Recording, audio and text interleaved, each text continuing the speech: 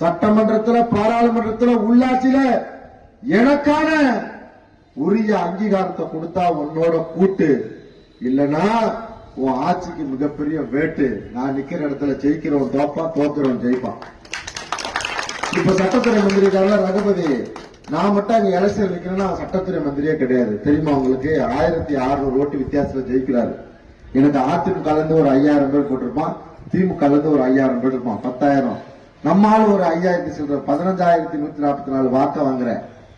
நான் மட்டும் நிக்கிறேன்னா இன்னைக்கு இருக்கக்கூடிய அரசாங்கத்துல இன்னைக்கு கனிம வளத்துறை மந்திரியா இருக்காரு செட்டியார் ரகுபதி, அவரே கிடையாது.